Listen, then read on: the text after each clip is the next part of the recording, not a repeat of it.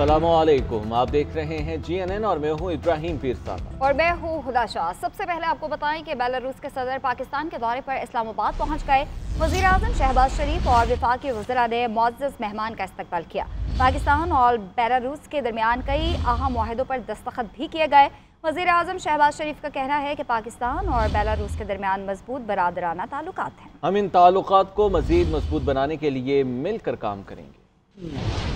पाकिस्तान और बेलारूस के दरमियान ताल्लुकात के नए दौर का आगाज। सदर अलेक्जेंडर लुकाशेंको का इस्लामाबाद पहुंचने पर शानदार इस्तकबाल। नूर खान एयरबेस पर वज़ीर आज़म शहबाज शरीफ ने वफ्द के हमरा मुअज़्ज़ज़ मेहमान को खुशामदीद कहा। नायब वज़ीर आज़म इसहाक डार, वफाकी वज़रा मोहसिन नकवी, अताउल्लाह तारड़ और सीनियर सरकारी हुकाम भी मौजूद थे। बाद में बेलारूस के वज़रा का वफ्द दफ्तर खारजा पहुंचा। नायब वज़ीर आज़म इसहाक डार ने मेहमानों का इस्तकबाल किया। पाकिस्तान और बेलारूस बिजनेस फोरम का इजलास हुआ, जिसमें मुख्तलिफ मुआहिदों पर दस्तखत किए गए। मुआहिदों में ज़राअत, तिजारत, साइंस एंड टेक्नोलॉजी, अद्वियात साजी और दीगर शोबे शामिल। वफाकी वज़ीर तिजारत जाम कमाल ने कहा कि बेलारूस से तिजारत बढ़ाने के लिए रोड मैप पर इत्तफाक हो गया है। These efforts highlight the growing partnership between the two nations, fostering progress both bilaterally and within the broader regional framework. वज़ीर तिजारत ने मेहमान वजीर को पाकिस्तानी रवायती रिक्शे का तारुफ कराया और बेलारूस को रिक्शे बरामद करने की पेशकश की। इससे पहले बेलारूस के वज़ीर खारजा की सरबराही में 68 रुकनी वफ्द इस्लामाबाद पहुंचा था। बेलारूस की 43 बड़ी कारोबारी शख्सियात भी वफ्द का हिस्सा। वफाकी वज़ीर इत्तलात अताउल्लाह तारड़ का कहना है कि लोगों ने इंतशार की सियासत को मुस्तरद कर दिया। अवाम तरक्की और फलाह बहबूद के साथ है। बेलारूस के सदर का दौरा बड़ी अहमियत का हामिल है। पाकिस्तान और बेलारूस की दोस्ती मिसाली है। आज मेहमान वफ्द के साथ कई MOUs पर दस्तखत भी हुए। दो तरफा ताल्लुकात को मुस्तहकम करने के लिए मुआहदे किए जा रहे हैं।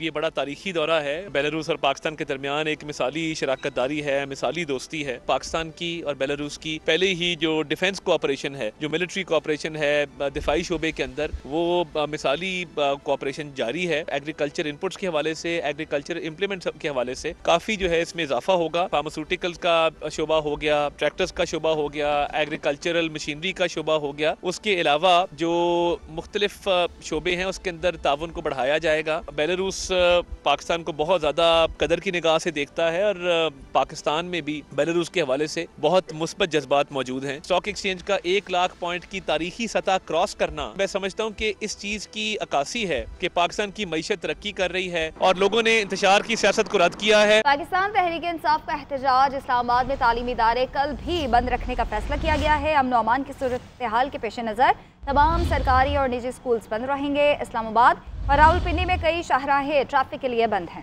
मुख्तलिफ मकामात पर ट्रैफिक जुज़वी तौर पर रवा दवा है। लाहौर में GT रोड जुज़वी तौर पर बहाल कर दी गई है। रिंग रोड से भी रुकावटें हटा दी गई हैं। मोटरवे के सेक्शंस ताहाल ट्रैफिक के लिए नहीं खुले हैं। ये एहतजाज नहीं, मुसल्लह दहशतगर्दी की कोशिश है। ये कौन सा एहतजाज है जहाँ सरकारी वसाइल इस्तेमाल हो रहे हैं? वज़ीर आला पंजाब मरीम नवाज का पुलिस ऑफिसर्स और अहलकारों पर हमले पर गम और गुस्से का इजहार। कहा SP, DSP और SHO समेत 20 से ज़ायद अहलकार जख्मी हुए। मुजाहिरीन के पास शॉट मशीन गन, आंसू गैस, चाकू और मास्क देखे गए। ऐसा असलहा इस्तेमाल हुआ जो सिर्फ पुलिस के पास होता है। गाजी बरोथा, मियांवाली, हज़ारा मोटरवे और दीगर मकामात पर फायरिंग की गई। एक सूबे की पुलिस का दूसरे सूबे पर सरकारी वसाइल से हमला हुआ।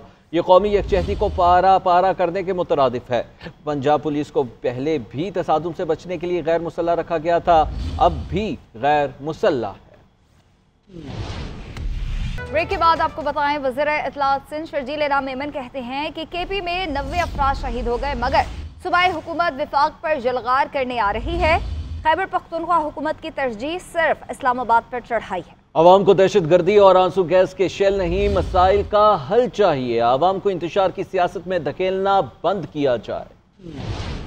अनफॉर्चुनेटली पिछले एक हफ्ते में 90 से ज्यादा लोग जो हैं उनकी शहादत हुई है खैबर पख्तूनख्वा में। और उस वक्त उसकी हुकूमत और उसके बाद चीफ मिनिस्टर इस वक्त कहाँ है और क्या कर रहा है? आप मैसेज ये दे रहे हैं कि आपने मुल्क में सिर्फ इंतशार की सियासत करनी है, यलगार की सियासत करनी है, आपने मुल्क में सिर्फ और सिर्फ अफरा तफरी की सियासत करनी है। एक ऐसा मुतालबा बता दें कि जो उन्होंने अवाम के लिए किया हो। हाँ, महंगाई के लिए लोग निकले हों, बेरोजगारी के लिए लोग निकले हों, खैबर पख्तूनख्वा के किसी जायज हुकूक के लिए लोग निकले हों, वहां किसी मसले के हल के लिए लोग निकले हों। नहीं, सिर्फ और सिर्फ किसी भी तरीके से इमरान खान को बाहर निकालना। भाई अगर आपने अपने लीडर को बाहर निकालना है उसके लिए बहुत सारे तरीके हैं। आप उसके लिए पीसफुल प्रोटेस्ट कर सकते हैं, पीसफुल ग्राउंड में जलसे कर सकते हैं। आपको किसने मना किया? जरूरी है कि आपने सड़कों पे आके तमाशे करने, जरूरी है आपने पुलिस पे पथराव करने, जरूरी है आपने पुलिस के ऊपर आंसू गैस के शेल फेंकने, जरूरी है आपने वफाकी हुकूमत को और बाकी जगहों पर अपने अफरा तफरी पैदा करने। पंजाब हुकूमत ने स्मोग में कमी के बायस पाबंदियों में मजीद नरमी कर दी है। लाहौर समेत 4 अजला में तामीराती काम की इजाज़त दे दी गई है और ज़िग-ज़ैग टेक्नोलॉजी पर भट्टे भी काम कर सकेंगे।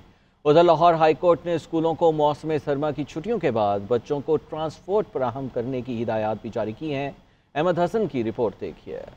लाहौर समेत पंजाब भर में स्मोक की सूरत हाल में बेहतरी। लाहौर शहर का मजमूई air quality index 174 record. Pakistan दुनिया भर में आलूदा तरीन मुल्कों की फहरिस्त में 10वें नंबर पर, जबकि आलूदा शहरों की फहरिस्त में लाहौर 7वें नंबर पर आ गया। लाहौर, गुजरावाला और मुल्तान समेत फैसलाबाद में पीर से जुमेरात तक हैवी ट्रैफिक के दाखिले को इजाजत, जबकि जुमा, हफ्ता और इतवार को हैवी ट्रैफिक की चारों अजला में दाखिले पर मुकम्मल पाबंदी होगी। दुकानें, मार्केट्स और शॉपिंग मॉल्स को 8 बजे बंद करने का फैसला बरकरार रखा गया है, जबकि रेस्टोरेंट्स का इंडोर और आउटडोर डाइनिंग 10 बजे तक होगा। होर्ड सिस्टम नस्ब किए बगैर बारबेक्यू की इजाजत नहीं होगी। दूसरी जानिब लाहौर हाई कोर्ट के जस्टिस शाहिद करीम ने स्मोक के तदारुक के लिए मौसर इकदामात न करने की निशानदही से मुतल्लिक मुख्तलिफ दरख्वास्तों पर गुज़िश्ता समात का 3 सफ़ात पर मुश्तमिल तहरीरी हुक्म जारी कर दिया। अदालत ने स्कूल डिपार्टमेंट को हिदायत की कि स्कूल्स की जानिब से बच्चों को ट्रांसपोर्ट की फराहमी के लिए हतमी नोटिस जारी किए जाएं। जो स्कूल अदालती अहकामात की खिलाफ वर्जी करेगा